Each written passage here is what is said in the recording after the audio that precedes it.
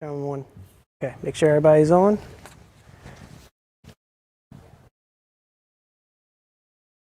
Hey, Dan. Oh. Good evening, everyone. Thank you for joining us tonight for this special forum hosted by Grace Baptist Church. I'm sure we have lots of church members who are joining us and who are logging on even as we speak. I want to welcome you. We also, I'm sure, have a number of guests from our community joining us online, and so thank you for being with us tonight for this special event. Tonight's event is called a Building Bridges Forum, and that's because we as Christians are called to build bridges to our community by our words and our actions. Jesus said to his followers, "You are the light of the world, you are the salt of the earth."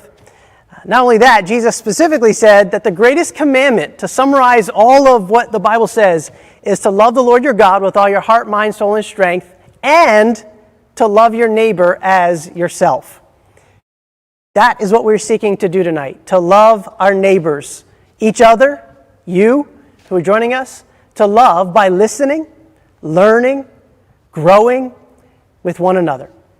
I read a quote this week that I think is so relevant to tonight's forum, and it says this, quote, "Being listened to is so close to being loved that most people cannot tell the difference." Tonight we are seeking to love by listening. I'm joined by two members of our congregation, Coretta Skelton and McAllister. I'll ask each of them to introduce themselves in just a moment. I'm also joined by Bowie Police Chief John Nesky, who has graciously accepted our invitation to tonight's forum, and we're grateful for him being here as well. The purpose of this meeting, just to be clear, is to have a candid conversation about racial equality and fair and equitable policing. We are living in a world where people are so busy shouting at each other that we have lost the invaluable practice of having an open and honest conversation. Tonight, we are hoping to model for you and for all those who are watching what it looks like to have an honest and difficult conversation and what that should look like. We want to acknowledge that talking about racial equality, talking about fair policing, will make us feel uncomfortable. Some of the questions tonight might make you feel uncomfortable. These topics are fraught with politically and emotionally charged perspectives on both sides. That is exactly why I believe the church should be leading the way in these kinds of conversations. Listen, biblical Christianity means facing our uncomfortableness with courage and humility. So here we are. None of us up here tonight is going to get it completely right. None of us is going to say everything perfectly tonight. This topic is messy and it's difficult. But when we view each other as made in the image of God and worthy of dignity and respect, then it becomes worth it to have these kinds of hard conversations because we know that it can lead to deeper unity and healing. Chief Nesky, I just want to start by saying thank you for being here. As a church, we care about you. We care about the Bowie Police Department. We appreciate all the hard work that you and your staff do to keep our community safe. We know it is not easy to do the job of a police officer. Having talked to many officers in our church and in our community and their families, I have heard the pain and the struggle that you all face on a daily basis, and we want to acknowledge that. We also know that many in our country, especially in the Black community, are hurting and angry. They're crying out for justice as it relates to policing. And so that is why we're here tonight. We want to talk about these issues. We want to do it out of respect, mutual respect and care. If you're joining us tonight online, there's a chat feature. You are free to share a comment, maybe even a question. We're probably not going to get to it, but we have some questions that we'll be engaging with ourselves. If you are going to comment, I'm going to ask that you please be respectful and kind. We have people watching the comment section, so please just make sure you're respectful of all perspectives and views, and please use kind words as you're sharing. I'm going to ask each of us to introduce ourselves briefly about family, work, how long we lived in the area, and one thing that we appreciate about living in Bowie. I'll go first. My name is Mark Tanyas. I'm the pastor of preaching and vision here at Grace Baptist Church. I am married with 3 children, and we've been living in the Bowie area, in Bowie, for 12 years, and we love living here, and I'm privileged to be able to serve this church in the capacity of being one of the pastors and elders here. And one of the things I love about living in Bowie is that it's a community that cares about one another. So I love that when I go to the grocery store, I'll see my neighbors, I'll see church members. I love living and doing life with the people around me. And whether it's at the park or wherever we are out in the community, I just appreciate that the commitment to share life with one another here in the Bowie area. Is Coretta Skelton. I live in Bowie, and I have lived here for approximately 7 years. I am married and have a daughter, and I am a licensed social worker, and I have worked in child welfare and medical social work. So I kind of specialize in having courageous conversations. Thank you. My name is John Nesky. I am Chief of Police for the City of Bowie. I've been with the City of Bowie since 2006 as Deputy Chief first and Chief starting the beginning of 2011. It's a long time. I've been in police work for 28 years, and I've been in Maryland, Prince George County in the general area since 2nd grade. I won't tell you how long that was. I have 2 grown children. And the thing I like most about Bowie is right here. It's the engagement. They see a problem, they see something that needs to be addressed. We address it as a community. And you won't find that everywhere, and I'm very appreciative of it. Good evening, everyone. I'm Ray McAllister. I am currently I'm a widower. I have 3 grown sons myself, 3 boys. And I've been in the area for 23 years. Didn't really realize that until I just thought about it for a few minutes. I moved to Bowie in 1997, and the reason we moved to Bowie was I'm from a retired military family, and I myself am retired military. And throughout that journey of traveling to different locations, living in different states and different countries, we found home in Bowie. And more importantly, we found home here at Grace Baptist Church. I've been a member here at Grace for fast approaching my 19th year. And I love this church. It is that, that beacon on that hill that brings light into the world for me and my family. And when we were looking for a church home in Bowie, Christ led us here. So we're very thankful for that. I spoke very briefly about my occupation. I was in the military, retired several years ago, and I'm going to do, Chief, a little bit one better. I've been in the business of military intelligence and defense intelligence for fast approaching my 42nd year, which will be this October 31st. So I've been in the business a while.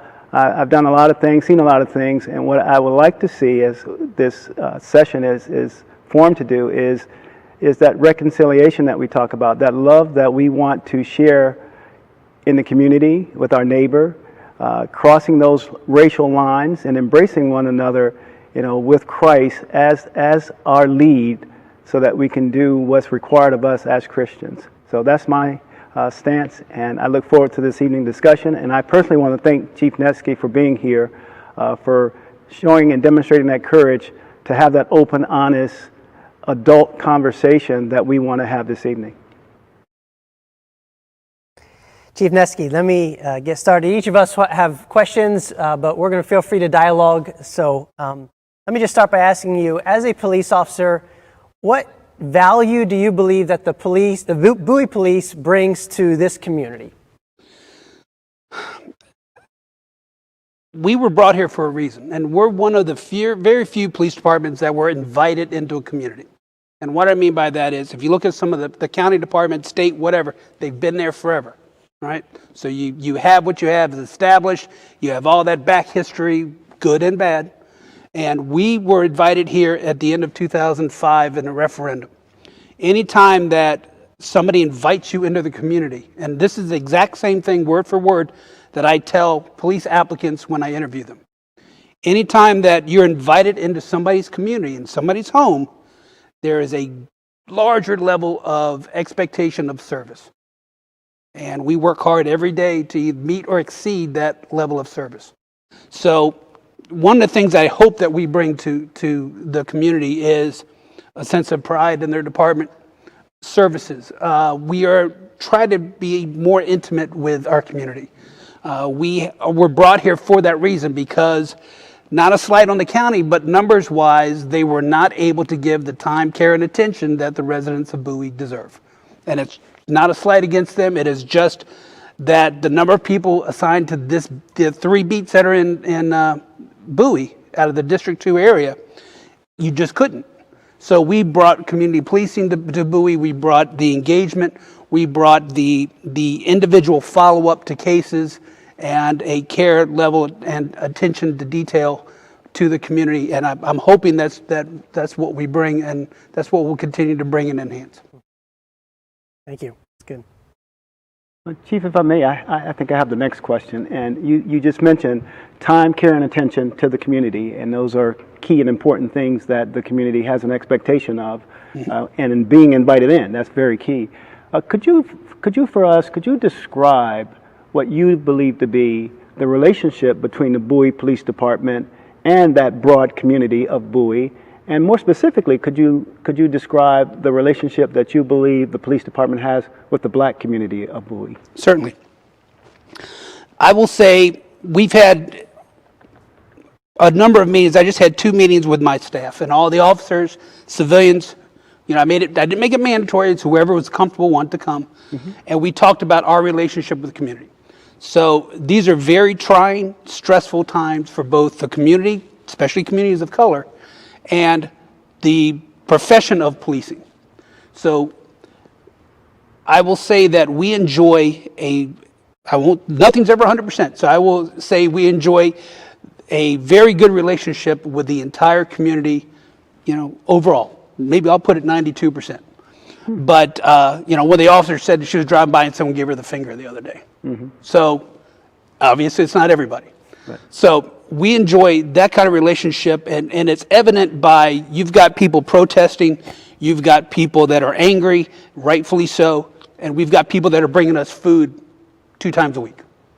So one of the things that I stressed when I spoke to the officers is that we do not have the deep crevices and fissures with our communities of color in Bowie that are seen nationally. That doesn't mean that there's not underlying tension that maybe we haven't tapped into yet. But we've been very fortunate. If you look at we've been very fortunate, and the key thing is to not take that for granted. And as we go out in the community and as we police, be open to those conversations, be open to things you don't want to hear, and don't take it personally, because it's about the profession, it's about past practices. So, we've had a couple demonstrations, and the key difference in the demonstrations in Bowie were that we were there as a part of the demonstration, not as a guarding force or anything else. We were there with the community, having those conversations, answering questions about policy. So I think we have a very good relationship. Bowie is a majority-minority city. So they're part of our community. They're the majority of our community. We work very hard to make sure that our makeup in our department matches the makeup of the community. And we were actually featured in a DOJ white paper because our demographics in the community match the demographics in the department almost to the number. And so they came to me and they asked me, how'd you do it? And I was like, I don't know.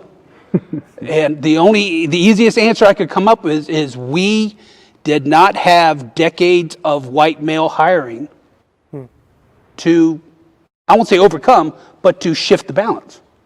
We started out in 2007 with the first 7 people that started with the department were diverse. So we started from ground zero with a diverse workforce, and we continued on from there. And it's also the way we recruit and some other things that we do. So I will never say that our relationship is perfect with anybody. Great. But I think overall we have a very strong relationship with the communities of color in Bowie and with the community as a whole. Thank you. Sure. Thank you. What do you think fuels the mistrust between the Black community and the police? And what do you think can be done to build that trust? The main thing that fuels that distrust is history. Our profession, our profession has been on the wrong side of history for a very long time. Remember, we enforce laws. That's what the police officers do. We enforce the laws. Some of those laws were the Jim Crow laws. Some of them were designed specifically to keep communities of color down.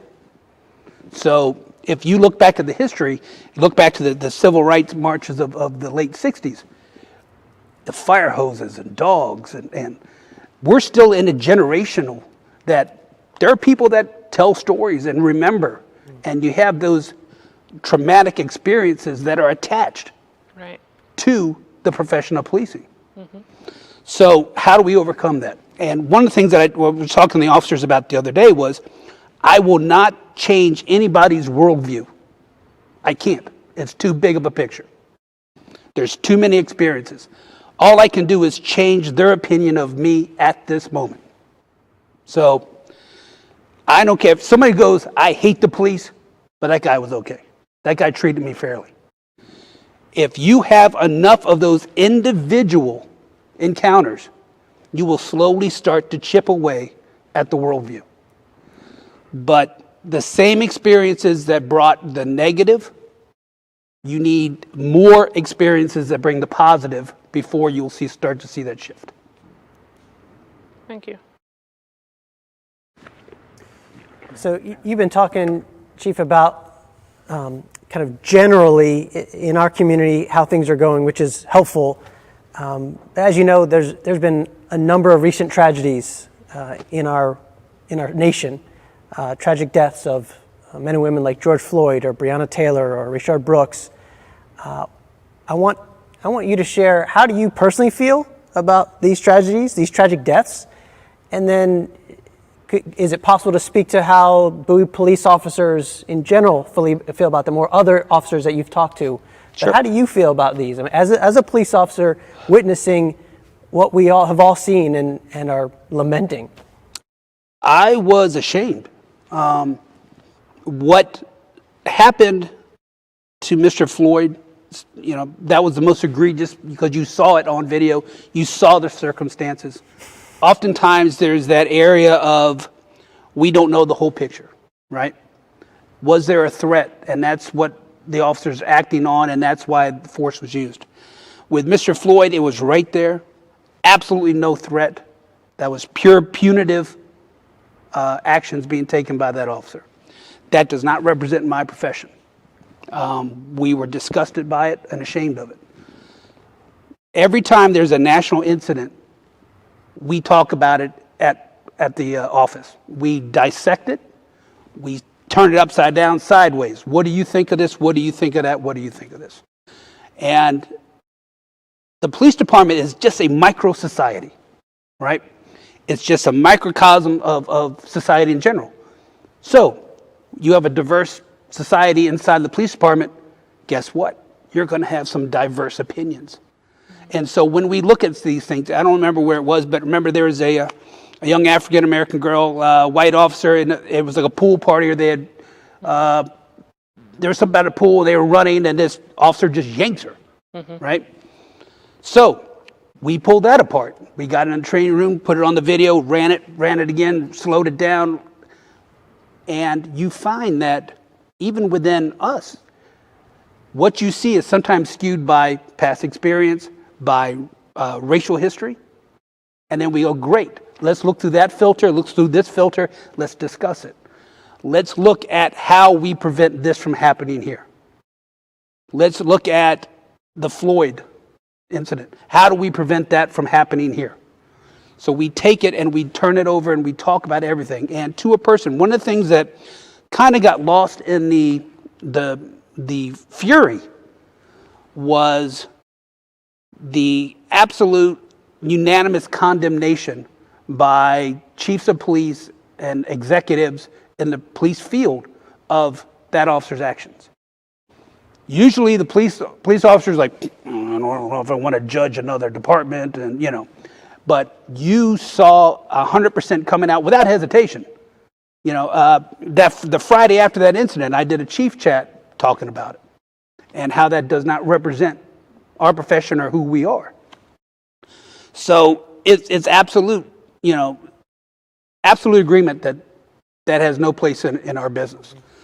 When we look at all the other things we talk about, and there are some things that are clearer than others.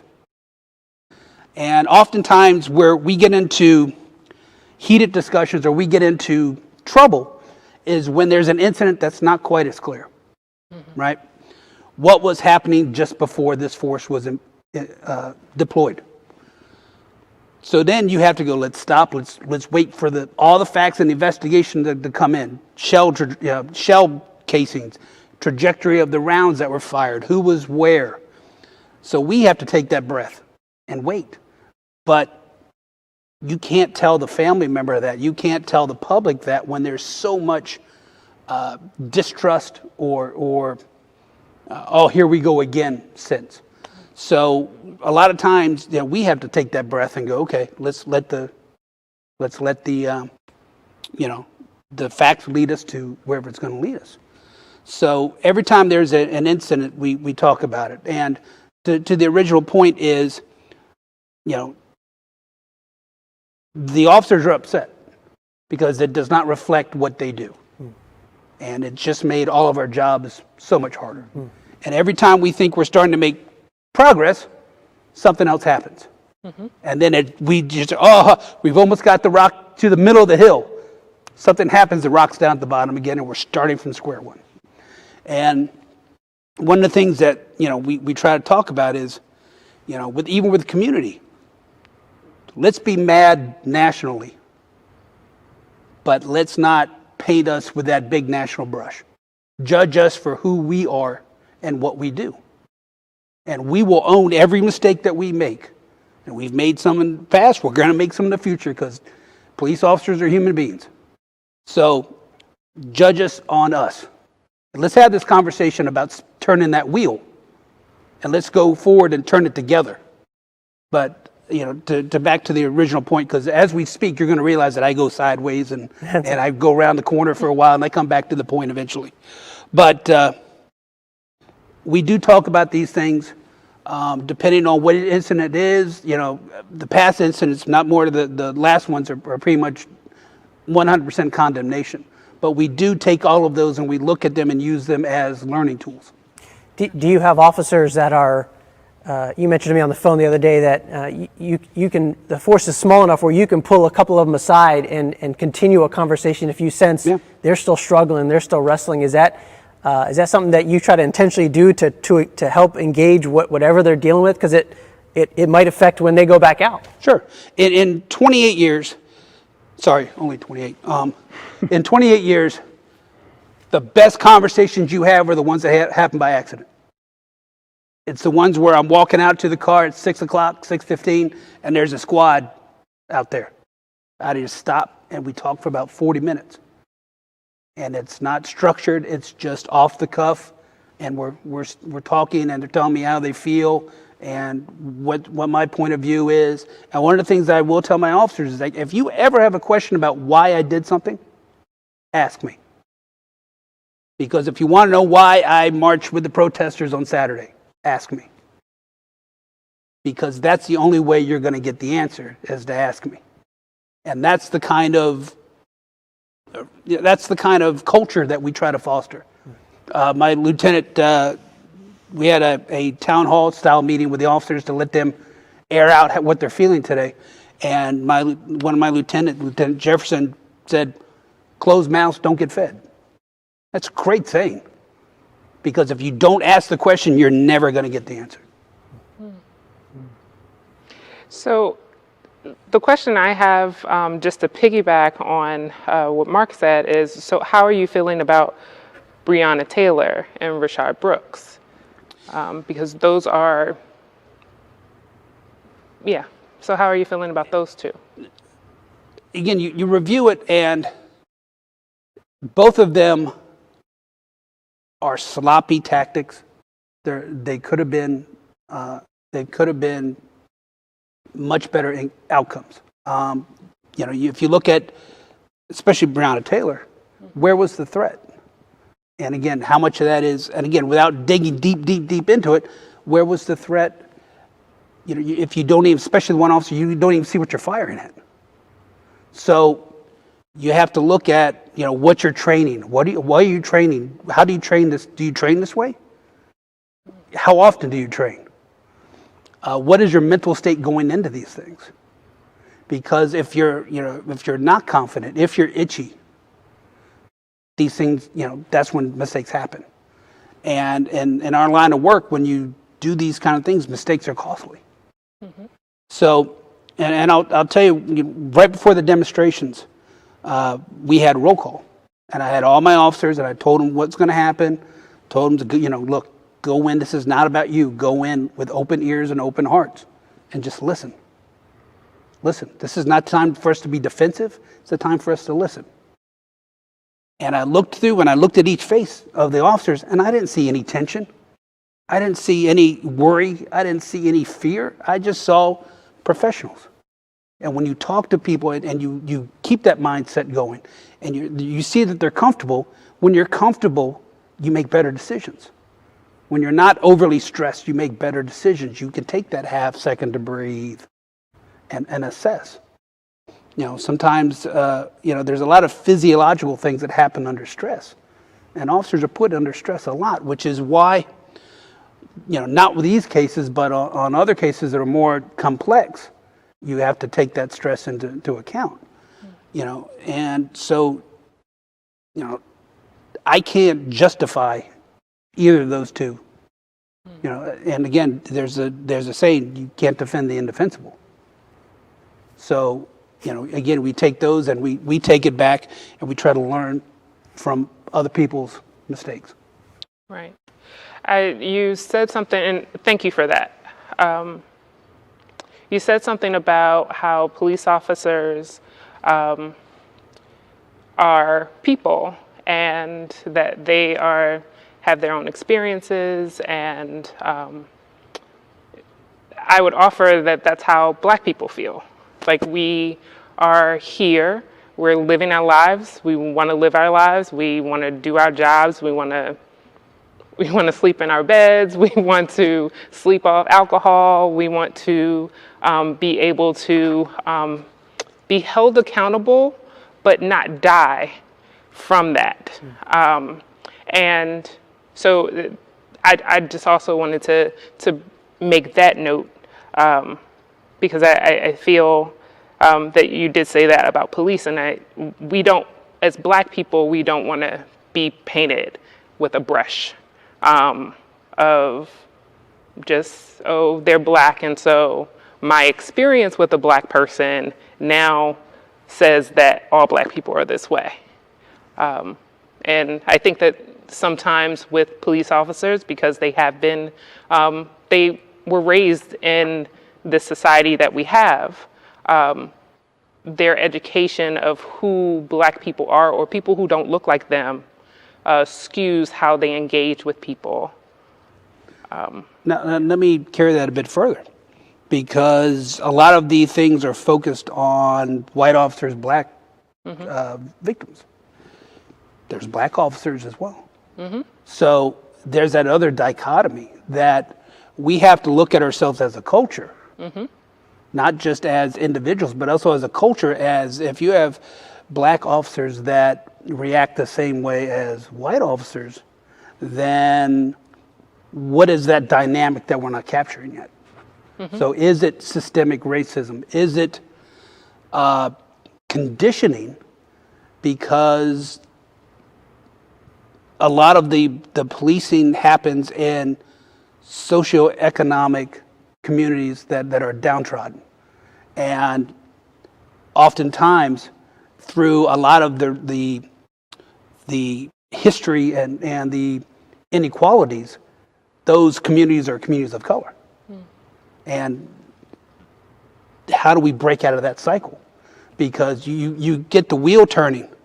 And again, I'm going way off the track of your question a little bit, but Hopefully I'll bring it back in a following. second. How do we break that cycle?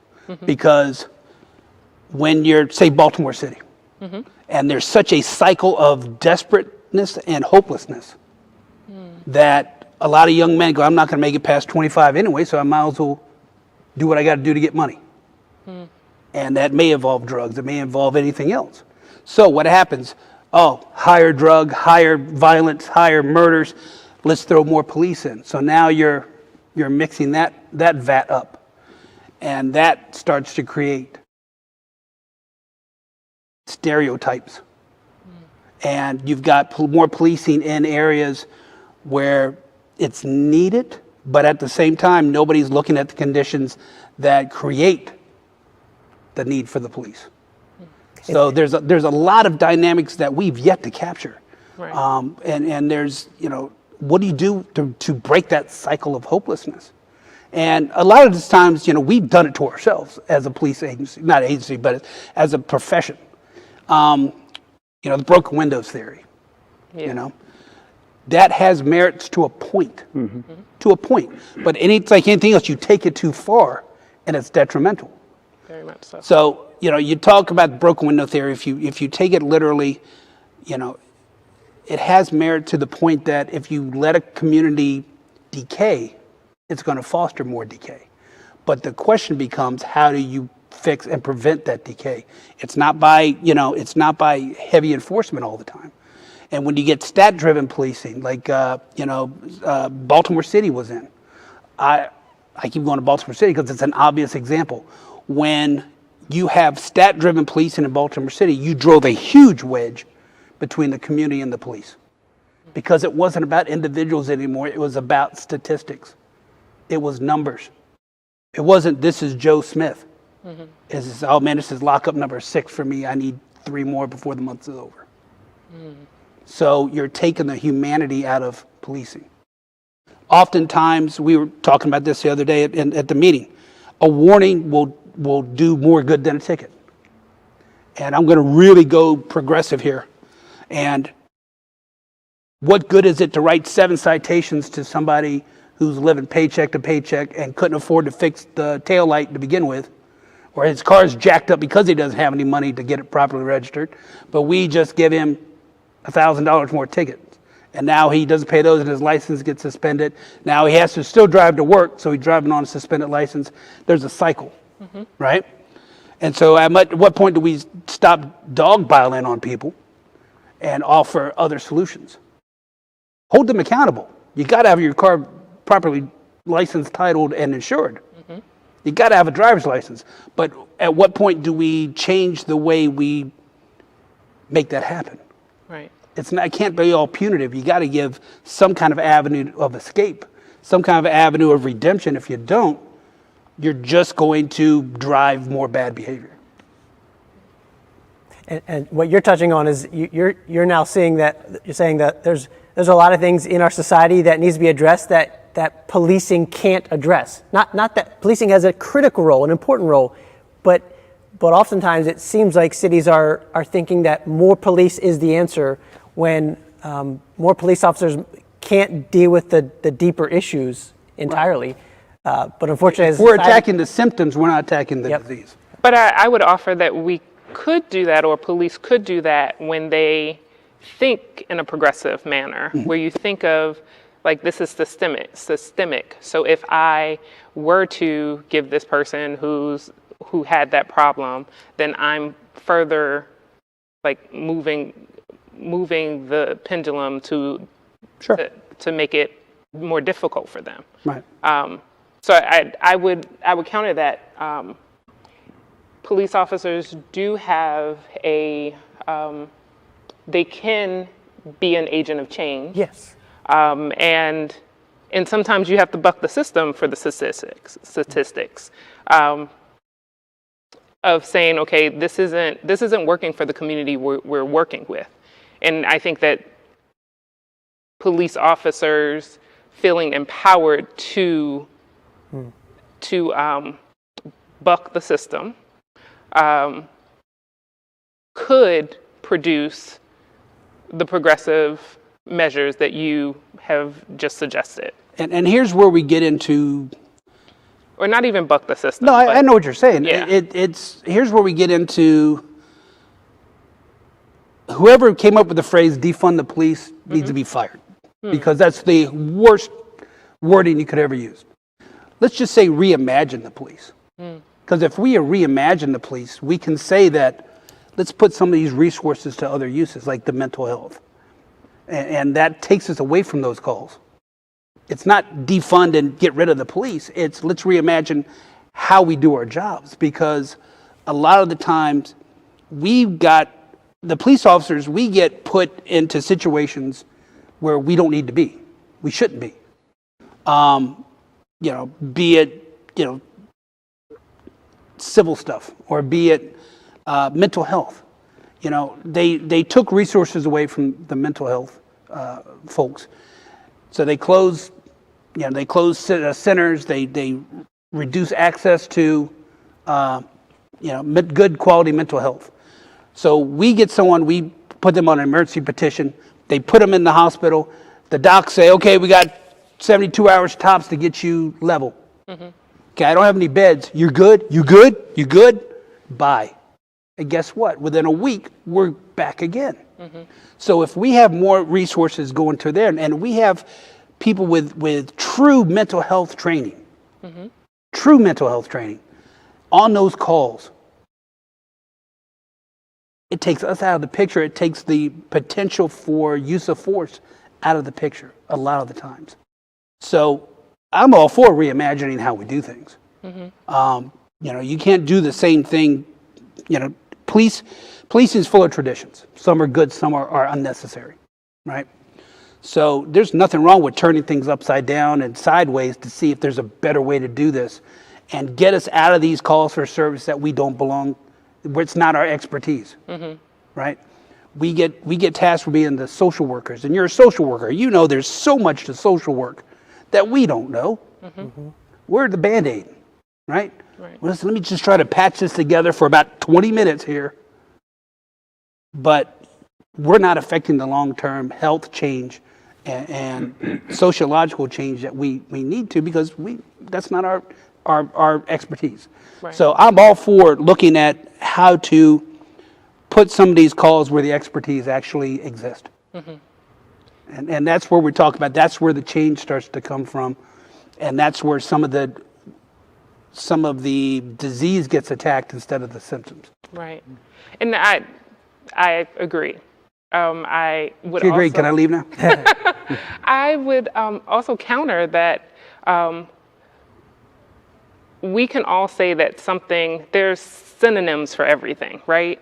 So I think that people who have been hurt by something and they name it with they're naming what they want to happen. So, and for those who want to investigate deeper, they will see that it's everything that you said it is, right? So just because something is a name doesn't mean that you can or should write it off. So if someone says defund the police, start a conversation about, what do you mean by defund the police? And then from there, you can say, this is what, and for people who are like, oh no, don't defund the police, this is what they mean by that. And we actually agree that this is what we want to happen. And I don't think that telling someone who is hurt that you should say or want to do something different because that's how you feel, is beneficial. But maybe digging deeper into understanding what you actually want to convey or bring to fruition, right, then we can move to that. And I think that that's where the conversation piece starts. I guess my point was, it's a misleading name, because it's not what the majority of people talking about defunding mean. Now there's reallocating, there's and again, it's one of those things that, and again, this is my opinion. Yeah. It's one of those things that it makes the conversation harder.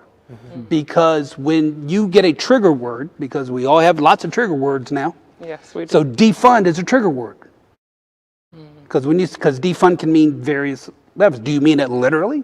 And now I've got to be able to have the wherewithal and the patience to stop my initial response and go, what do you mean by that? Instead of going, I totally disagree with that, right? Which seems to be society's go-to. Right. And all it does is trigger new memes and new nonsense on the internet. You know. Also, because we defund the teachers all the time. Yeah, We you know, defund education all the time. and that's another thing. It's like, where are we putting our resources? Are we putting resources that are going to do the long-term investment in people? And I'm not saying, slash my budget, but I'm saying that we need to look at where our money goes and what it goes for. Gotcha. And that's an easier conversation to have than a blanket harsh word like defund, because there's so many connotations to it. And I'm a believer of the message counts, and the initial message is often going to determine whether you get a conversation or not, instead of the triggered defensive response. And that's just when I've been dealing with things, in my experience at least. I gotcha. Let me ask you this, Chief. Last Thursday, because it just broke a couple days ago, a 94-page report was released alleging widespread harassment and discrimination in the PG County Police Force. That's right here where we live. I don't know anything about the report, but I read the articles about it. It was shocking, disturbing. I'm curious, we're curious, have you read it? Do you know anything about it? And do you have any thoughts about it? I've only read what's been in the newspaper. I have not seen the actual report. Okay. I will speak only briefly to this because I don't have ground level information.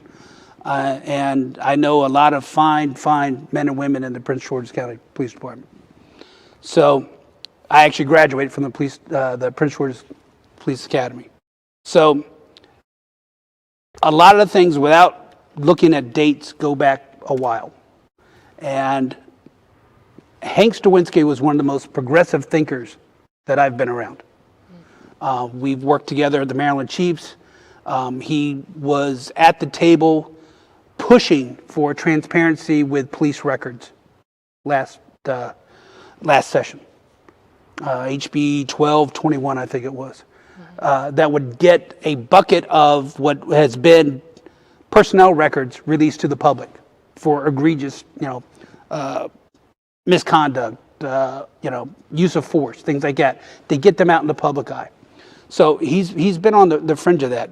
But the ruling of a police chief, the rule of police chiefs is, if you need a chief's job, you shouldn't take a chief's job, because we're day to day. I could be gone tomorrow, just whatever. Political change, doesn't matter. So the whatever conduct that I did see, if those things happened and they weren't dealt with, then that speaks to a larger culture as well. And again, when you talk about advantages and disadvantages, Prince George's County has a long history, right? I equate it to, I have a skiff, right? I have a skiff. Prince George's County has a battleship. Because of the number of officers? Number of officers. Yep, you're with me. I can turn a skiff and go talk to every member of my crew pretty easily. When you're trying to turn a battleship, it's much slower, much more arduous, and much harder to infiltrate and talk to every level, every sailor on that battleship. So while you can try to, the vast majority you're getting to, and the message is there, and if you look at Prince George's County Police Department now compared to even 20 years ago, you'll see some remarkable progressive changes. So nobody's ever perfect. And when you have an organization that big, there's going to be issues and underlying issues. I can't speak to what was handled and what wasn't handled. I can only speak to it's very hard to change all manners and pieces of a culture that large quickly. Okay. Right. If I may, I wanted to first harken back to something you just said with respect to that what I perceive as an overextension of the police force. And I think we're like-minded in the sense that you said that there are certain issues that the police are called upon to address that they somewhat shouldn't be addressing. And you mentioned some of the mental health aspects of that. Is there a conduit for the police force from within for the police to be able to speak truth to power, for your officers, for instance, to be able to bring issues to you?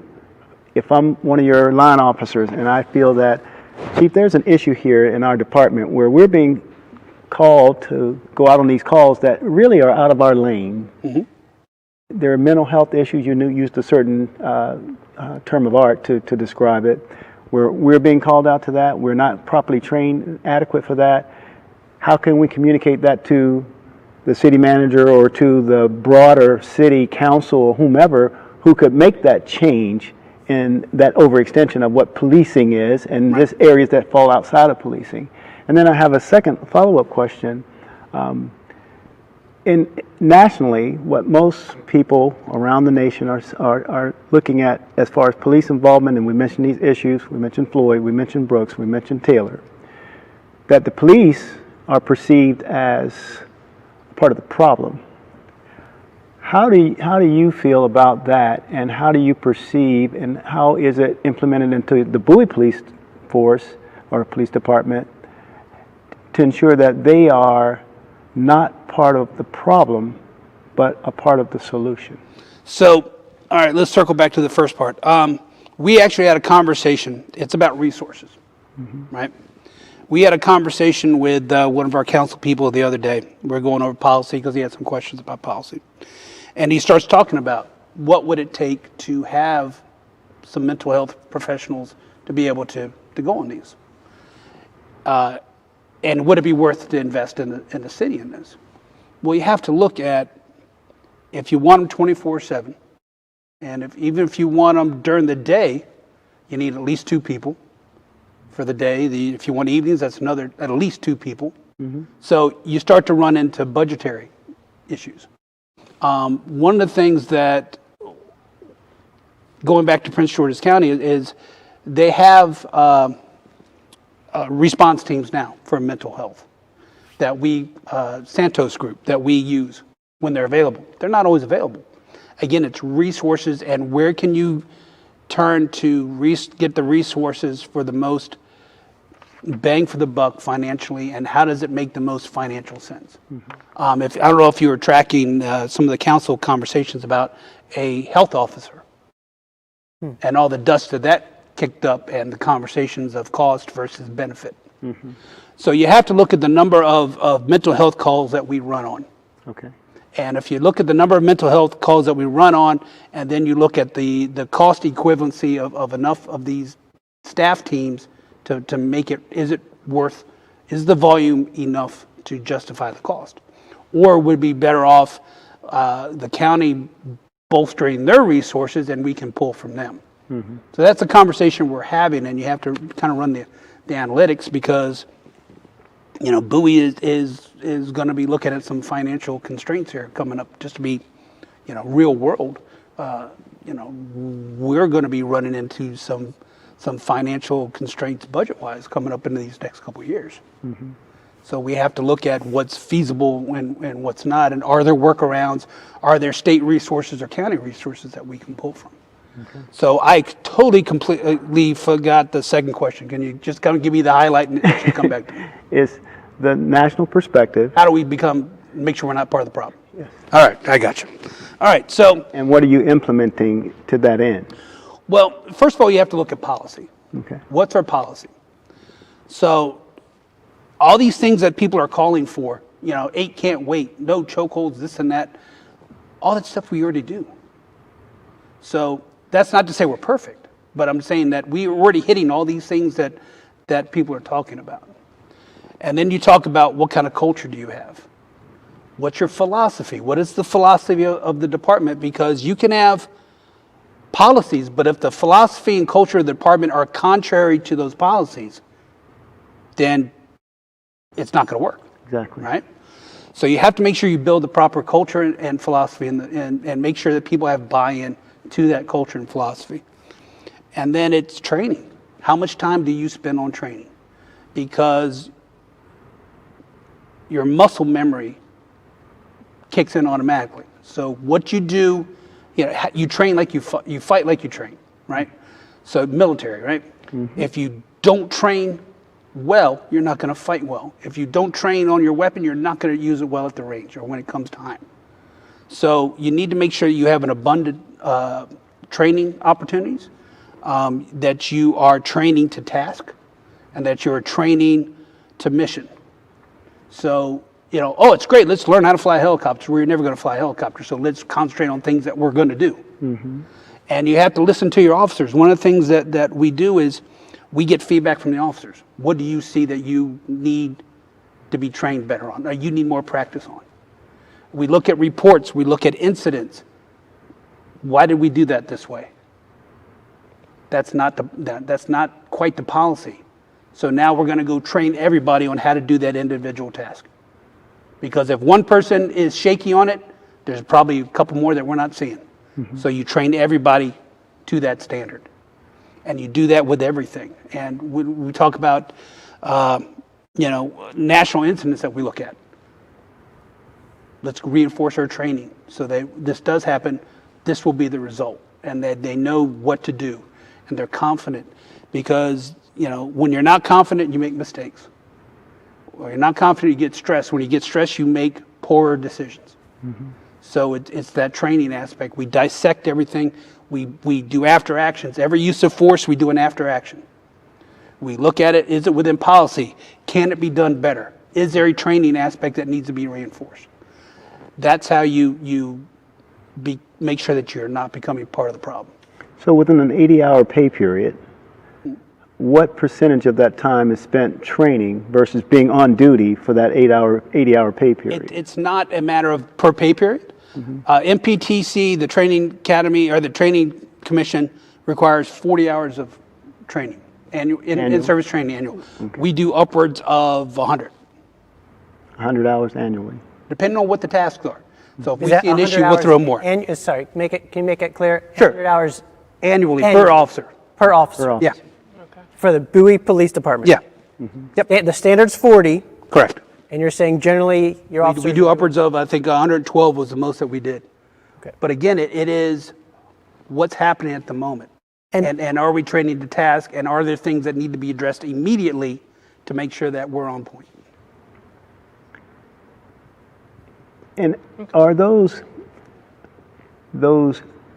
actions that you're implementing, especially those that you've implemented, the things that you're doing to educate, to train the police force, to respond to these, are those publicly available, or how are you communicating that to the public, mm-hmm. that we're taking these appropriate action in response to these things that are ongoing to ensure that the public has that knowledge and awareness of those things? Sure. All of our policies are online. Mm-hmm. So anytime you want to go on the website, you can see all of our use of force policies. You'll see every policy that's on. There's only a couple there, and they're tactical policies, so we don't put them out in the public eye. Now, as far as the messaging for the training and everything else, then that's more of when we talk about I do the chief chats, we have various things that we go through that we publicize what we're doing. One last piece that I will talk about how you make sure you don't become part of the problem is recruitment. What kind of person are you recruiting? What kind of person are you hiring? What kind of person are you keeping? So that goes back to philosophy. The very first thing I do when someone takes the physical agility, they take the written, when it comes to the interview, the very first thing we do is we lay out what kind of department we are. This is the kind of policing you will do here. Here's our philosophies. We expect you to spend the same amount of time with somebody, and this is exactly what I say.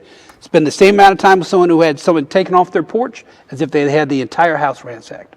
Because to that person, it doesn't matter. They've been victimized. They deserve your time, care, and attention. And we go through the whole thing and say, look, you still want to take the interview because this is what we do. We're going to find out who you are. You need to know who we are because both of them have to meet and both of them have to match. So it's communication skills. It's de-escalation. I will put our officers' de-escalation and communication skills up against anybody. I've been on calls with them where, I just sit back and watch. And I watch them cool people out and talk to people. And that's what this job is all about. This job's about people. And to your point, when you stop seeing people as people, that's when you start having issues. Gotcha. So that I'm clear, you said that the trainings are the trainings are online. No, not the training, the policies. The policies are online, and they're available on the city's website? Or yes, city's website. Okay. And so I heard you say that the police officers get de-escalation training. And what other, do they get duty to intervene training? That's all part of our general orders. Okay. That's all part of a policy. Okay. That we've been through implicit bias training. Okay. And again, you hit it, then you come back to it, and you hit it again, you come back to it. There's still only so many hours of training that we can do a year, and you have to try to get as many in, so maybe we get implicit every other year. Who runs those trainings? Depends on the topic. We went to the University of Maryland for the implicit bias. Okay. And so have you been through some of these trainings with? I've been through some of them. I honestly have not been through the implicit bias. I'm just curious, your impressions on the trainings that you've been through. Do you believe that if the lessons and principles being taught, if they were implemented, they would actually help? Do they work? In your opinion? And again, one of the things that we look at is we don't train just for training's sake. We train to task. We train for purpose. So, if anything that we're going to do is vet it by our training staff. I have two very good trainers in-house. One of the things that we did very early on was make sure that we had our own in-house training, training instructors, so that we can train to our, not standard, but our philosophy, our needs. We're not stuck going to another police academy for in-service when they've got a canned set of subjects. We wanted to be able to train specifically to what the needs of our officers are and the needs of our community are. Okay. Can I ask a quick piggyback question onto that? Sure. When you talk about the idea of training and you also mentioned the recruitment and the retention and how you are assessing, and that's where I'm going with this, assessing the officers and the behavior and performance standards. What measurements do you use internal to the police force to assess those areas? How do you assess performance? How do you assess behavior? And then how do you police within the police when they're not meeting those standards? And what are some of those consequences? And is that information? The code of conduct. The code of conduct is on our website. So we have a number of different things. Again, it's incumbent upon our sergeants to. You're there coaching, mentoring, training daily. Right? It's not just go out. You should be on calls. You should be watching officers, monitoring and addressing deficiencies before they become an issue. We also have what's called IA Pro, where any use of force is entered, any citizen complaint, any administrative complaint is entered into IA Pro, and that's our early warning system. Okay.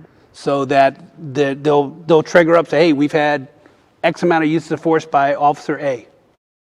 You need to go back and review him. So there are mechanisms in place. One of the things that I'll say is we have more administrative complaints than we do citizen complaints. So what an administrative complaint is an internal complaint where we have seen and identified a violation of policy and discipline for it, not a citizen coming and complain about it. It's us keeping track of things and policing ourselves. Okay, thank you. Sure. That's good to know. What are your policies regarding rendering aid to individuals who may be injured during interaction with the police officers, or if so, I heard you say that the police officers that internal reports are more likely than community. So, what are those policies, and how are they addressed? Okay, so I heard. Regarding rendering aid and duty to intervene. Okay, the duty to intervene is encapsulated into our use of force policy. Okay. The same thing with rendering aid is both in the use of force and the in custody arrest. Okay. So after everything's done, 9 times out of 10, I'm going to talk people in handcuffs, right? If that's that 10th time and we have to go hands-on, before we go anywhere, once the situation's safe, it's, do you have any injuries? Do you need to go to the hospital? We check, we have that checklist before we take that person any place else. So there, it's written into policy, it's built into the policies and procedures. Same thing if we end up deploying pepper spray. There are certain things you have to decontaminate. You have to, watch for asphyxiation. You have to sit them up, get them off their back or their stomach, get them up, make sure that their airway's clear, because they're our duty. They're our responsibility. Once that person's in our custody, he or she is our absolute responsibility. Thank you.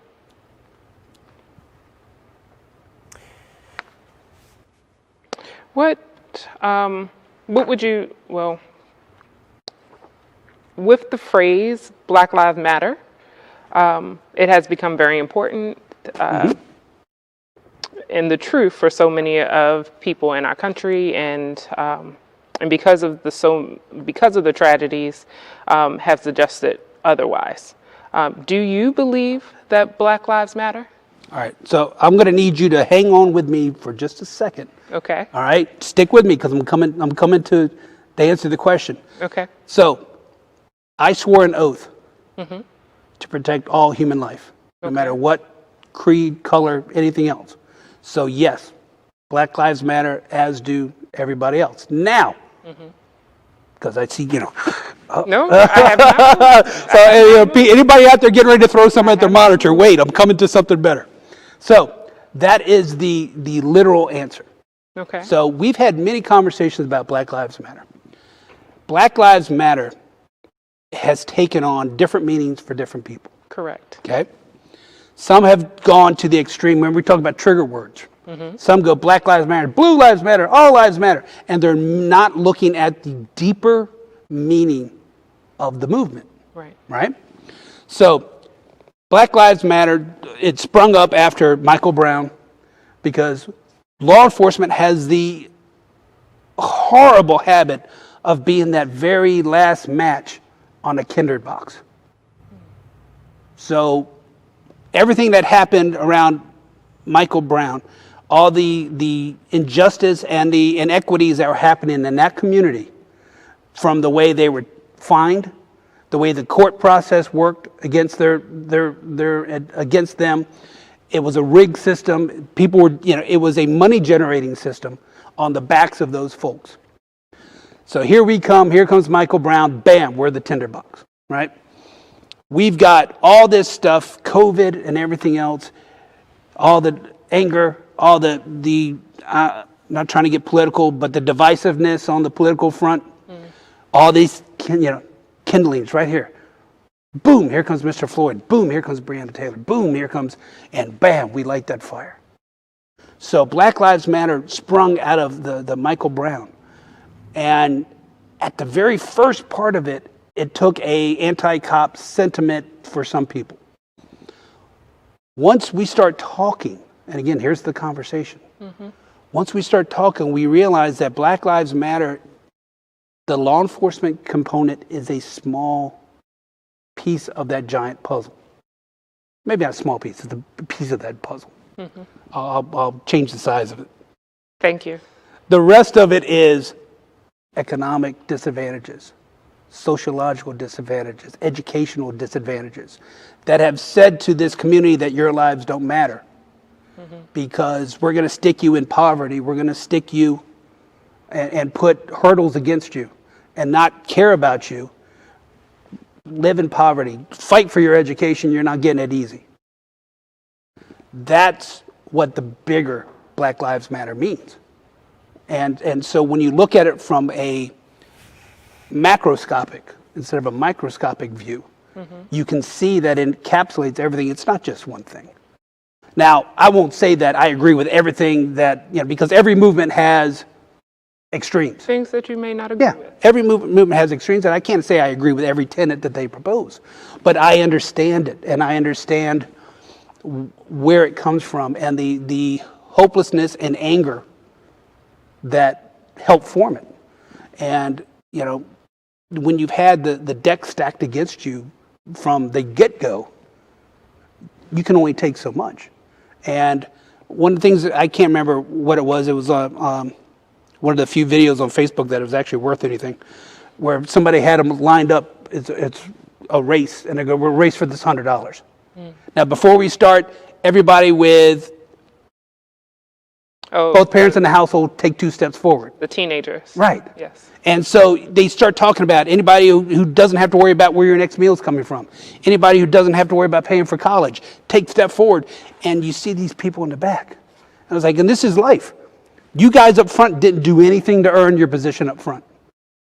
A lot of it was circumstance and past history and choices made by other people. And when you look at it from that context, of course, Black Lives Matter. And, you have to agree with the sentiment, and you have to agree with the overall mission and statement that it stands for, because there have been so many inequities since day one. And, anybody who says everybody's equal obviously doesn't know the back history. You can't be equal unless you bring everybody up to the same starting line. Right. And when you still have a segment of the U.S. that lives below the poverty rate, that has that sense of hopelessness, that doesn't think that their lives have worth, because nobody has shown them that they do. You've got, young men, that think their life is I'm never gonna leave this block. None of my friends have ever left this block. I'm not gonna leave this block. So, of course, you look at it from the bigger picture, of course they matter. Thank you.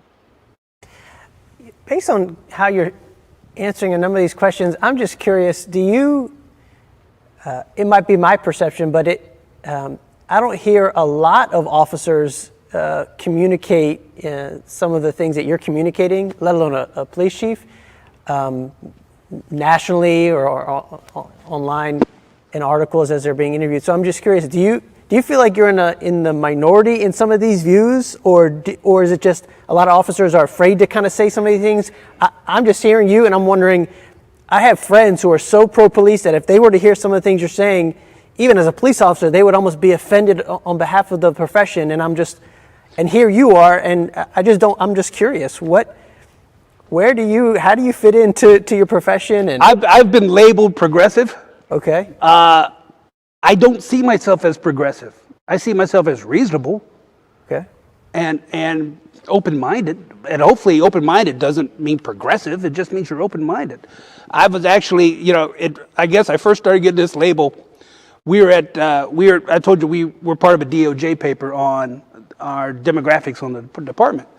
Well, so I was up at the DOJ when they unveiled the white paper. And so somehow that led to me going to New York for a talk about equity in policing and with some of our British counterparts. And then somehow that led to me going to Britain for the other half of that conversation about equity in policing with some academics. And so I guess I did get labeled as the progressive, but I don't see it that way. And a lot of the chiefs that I speak to, they're pretty much online with me. They want change. They see change. They need it. They see that it's needed. If a system's broken, why do we keep doing it just because it's tradition or it's always been this way, right? So, I happen to be, I just became president of the Maryland Chiefs. And we're dealing with legislation now and trying to work with some of these these folks. And you think I'm progressive till, you see some of the views of the ACLU, who is the extreme counterpart to the other side of policing, right? So, some say I'm not progressive enough, or I'm not going far enough, because there's a balance between change and ensuring safe operation for the officers and ensuring fairness to the officers. And that's one of the things that people don't want to hear about right now, because there's so much anger and where's fairness for the black community? I don't care if the officers are treated fairly or not. Where's the fairness for the black community? And that's where I think of myself as a moderate. Actually, I'm fiscally conservative, but socially I'm pretty liberal, as far as I understand that people need safety nets. I understand that we need to do better on certain areas. But when you talk about striking that balance between reform and ensuring due process for officers, that's where the rubber hits the road, and that's where it becomes much more difficult. The system that we currently have in Maryland is Law Enforcement Bill of Rights, which lays out the due process and timetables when things can happen. One of the things that we talk about, and you want to talk about reimagining, is when you have an officer-involved shooting, it takes so long for things to work through, because administratively we don't do anything until the criminal side is done. Because you don't want to, the administrative rules are different than the criminal rules. So you don't want to do something on the administrative side that would jeopardize the more important criminal side. So your admin side waits while you wait to go to that investigation gets done on the criminal side, and then you have to go to the grand jury, and they have to decide, and it's a long and arduous process, and it's a very frustrating process, both for the police department and for the family of the person who was involved in the police shooting. So, there have to be ways to try to mitigate that and make that more effective. But I guess I can be considered progressive. I don't think of myself as progressive. I think of myself as more of a problem solver and someone who's just open-minded. Because if I'm ever the smartest person in the room, we're in a whole lot of trouble. We need to get some more people in the room. Can I pick up a final question on my part on Sure. that, on the last statement that you just made? And I think it's an appropriate statement. You're a problem solver. And again, perception, this because you're constrained by fiscal realities, a budget and things of that nature, the number of officers in the police force, the size of the police force, and of course, the area of responsibility that you have is what it is.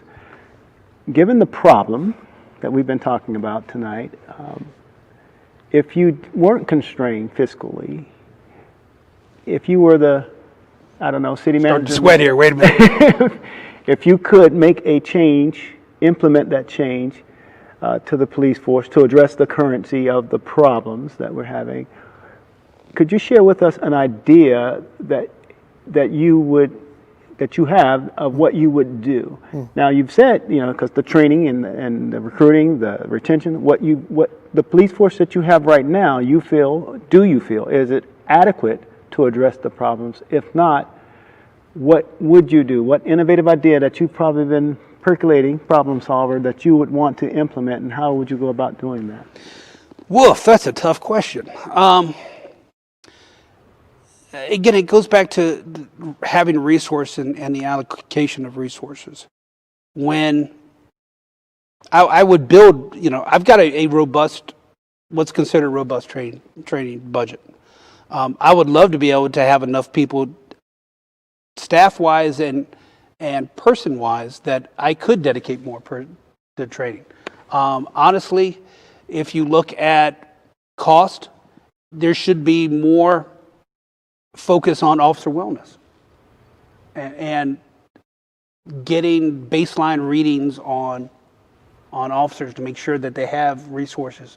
In the perfect world, you just give me the perfect world scenario, that officers would be comfortable and have the opportunity to go de-stress, go, talk more, go make sure that they are mentally healthy, emotionally healthy. One of the things that we do when we do our promotional exams is one of the books they have to read is Emotional Survival in Law Enforcement. Because, that was unplanned. What happens is if you don't self-care, you're going to affect the way you police the community. I think a generator kicked in. Yeah. That's never happened before. There you go. So that answers that question. But if the perfect scenario would be more resources for training, Right. more resources for self-care, more resources to make sure our officers are healthy, and because that affects the way they police and interact with the community. The other piece of that is throwing resources to some of the mental health aspects. I would put more resources into my community services unit. I would love to have more people in my community services unit because those are the folks that build the on-the-ground relationship with the HOAs. They're in the schools, whether I know that's a conversation that people want to have as well. And you have to realize, what is the purpose of those officers in the school? It's not just protect them of active shooter. It's to mitigate, it's to mediate, it's to build trust and relationships that extend out in the community outside of school. Because one of the things that you want to do is build a relationship. And if I never see you, I can't build a relationship. If I never see you until there's an issue and I show up at your house and that's the first time you've ever seen me, I can't build that relationship, especially as a young person. So I would be able to devote more resources to community policing and have those boots on the ground that are not just taking calls, but are doing proactive things. Mm-hmm. I'd love more to have the people to have foot patrols. I'd put somebody on a bike all the time. Here's your sector. Just ride that bike all day, and talk to people as you see them. Mm-hmm.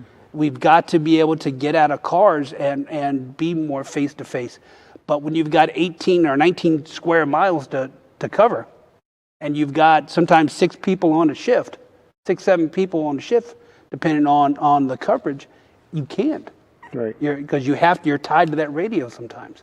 So the more I could break that cycle of being chained to the radio and have them build those one-on-one relationships, that would be a really good thing for me. So is the Bowie Police Department adequate for that area of coverage and the population that 60,000 citizens? The short answer is no. The longer answer is, the short answer is still no. I should be about 88 according to DOJ numbers. Okay? That's the short answer. The long answer is we have to be able to work within fiscal boundaries. Right. And my job as a police chief is to make the most out of the resources that the community gives me. Because it's not my money that's paying for these officers, it's the community's money. Yeah. So it's my job to make the most of what the community gives me. Mm-hmm. Chief, let me bring this to a close. I want to ask 2 final questions. The first one is, what would you say a church like this in the community that cares of the community and for the community? What do you think a church like ours can do to facilitate a healthy relationship between the Bowie Police Department and the community itself? Is there anything that a group of 600-700 people who are committed to the health and well-being of this city, of this community, are the things that we can be doing that you would say, hey, you guys could do this. This would be valuable. This would be helpful. Right. This is the start. Conversations.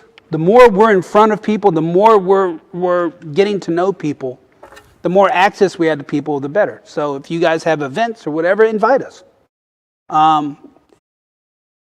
Come out to ours. We have National Night Out. That's in October now. Got pushed back, but we do Coffee with a Cop. We have our Citizens Academy. Encourage your parishioners to come to the Citizens Academy. We have all these things. We're looking at maybe doing a ride with the chief in July, where we're just going to pick a spot, meet up with bikes, and we're just going to go ride the trails for a little while with people. Break down the communication walls. Let's get out of our usual settings and treat people as human beings and build that human relationship, because to a previous point, if I don't see you as a human being, then I'm not going to treat you like a human being. And one of the things that we talk to our officers about is treat these people like your family. How would you, if you switched out? Because, my Deputy Chief Preston is African American. So we have lots of conversations about his point of view and what he sees with his experience, and the conversations that he has with his child about, you're starting to drive, here's how you interact with the police. We're different than the conversations I had with my kids. Mm-hmm. And that's a doggone, I almost cursed, I'm sorry. That's a shame. But it's reality. Mm-hmm.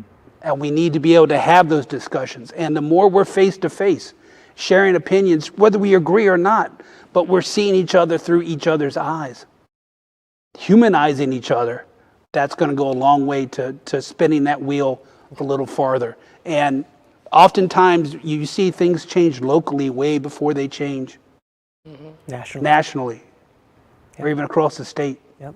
So change starts here, and we need to make sure that we are part of that change together.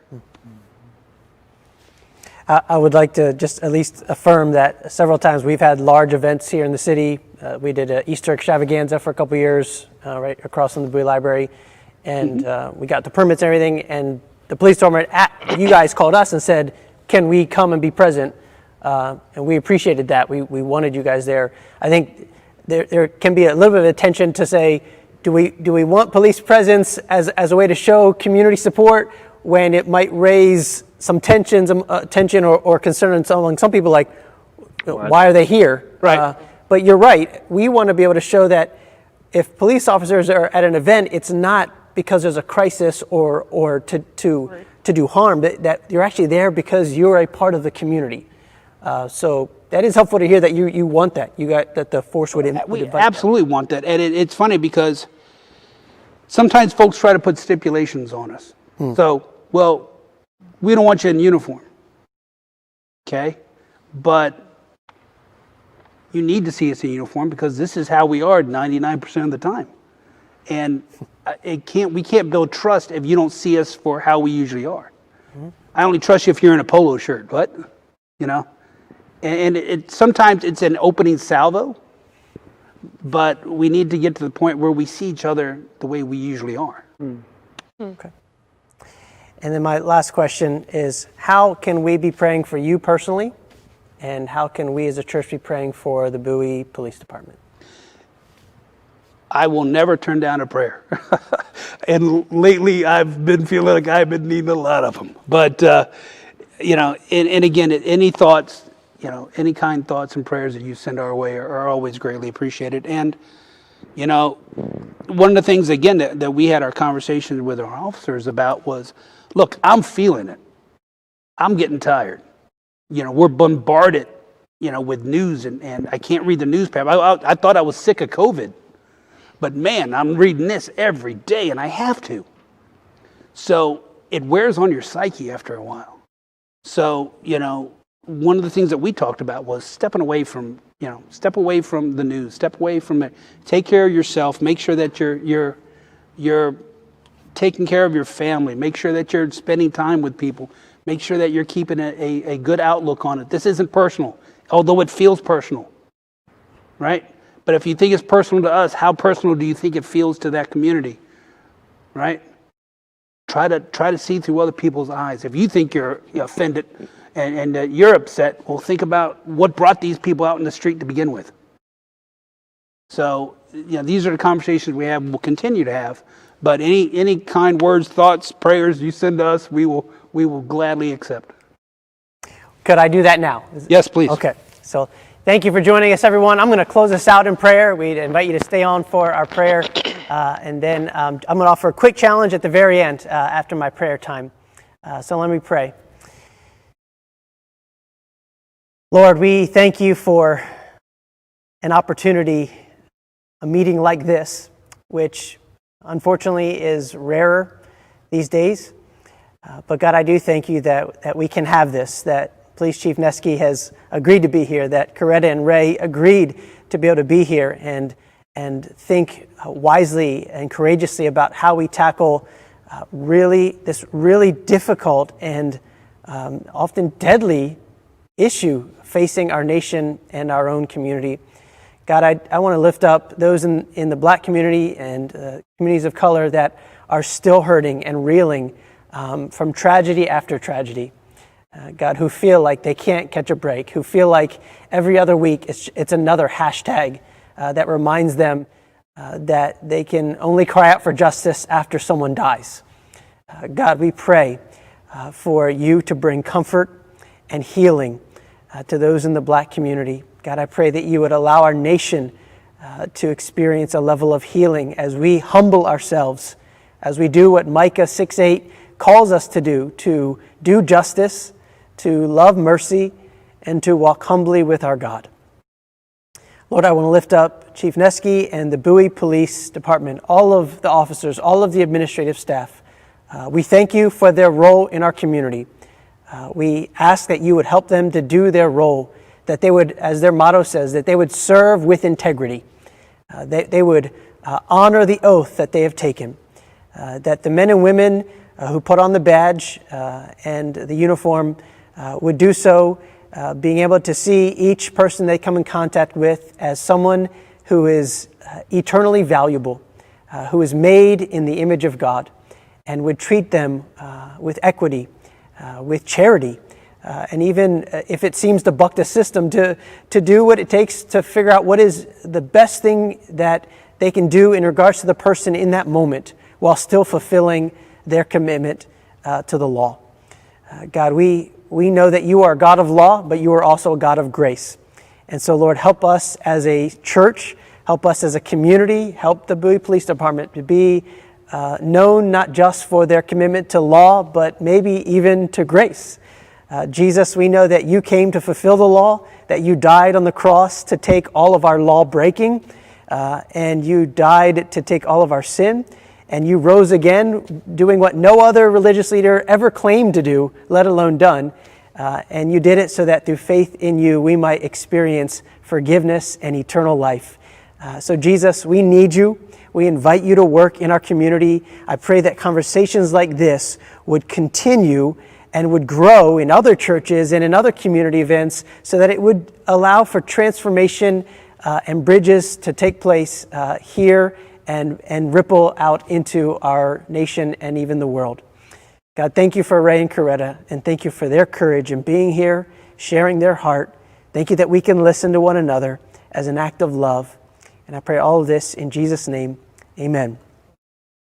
Can I encourage you tonight to not just let this be the end of the conversation?